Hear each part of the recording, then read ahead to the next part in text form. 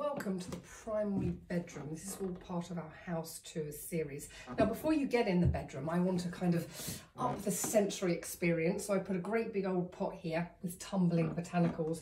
And then as you come into the bedroom, you will find that it feels incredibly sensory because my interiors are all about storytelling and I need spaces to feel incredibly cocooned, and the bedroom is one area where I need it to feel like a sanctuary.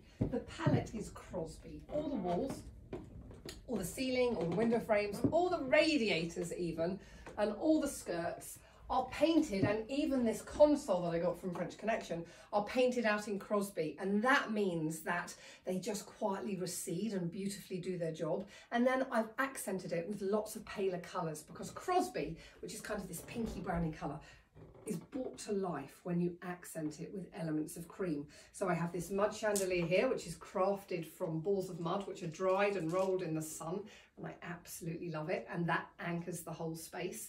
And then I've peppered throughout lots of little pockets of glow. Again, our Ryland lamp, we have a Laughlin lamp over here, and a beautiful woven bedspread. The wall is from a reclamation yard called Lassco, and that wood got dragged up from the River Stour, and that really anchors the room and gives it a real calming feeling. And then I've peppered it with little punches of pattern. So you can see one of our beautiful bedside tables called the Savannah, that side with a little lamp on and a storage pot full of storage. And then the other side I've got a slightly higher table, neither of which are bedside, they're occasional tables, but I happen to think occasional tables as bedside tables are so much cooler.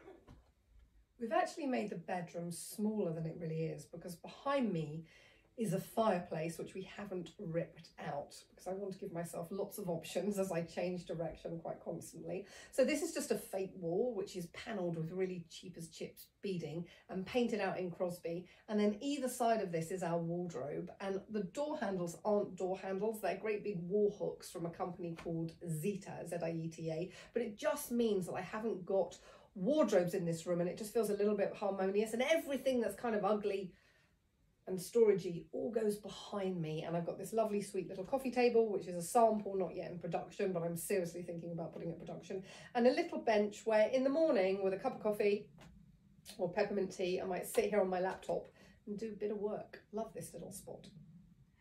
On the wall nearest the bed I've put a console, two supersized lamps which give me really beautiful pockets of glow, some botanicals and a sculpture, a supersized mirror, and then these lovely bed throws which I can change according to the bed linen and the seasons, etc, etc. And it just feels incredibly soothing and soft because it's an overload of textures. And by the way, top tip, you can never ever ever overdose on texture. You can on pattern, but on texture you can't.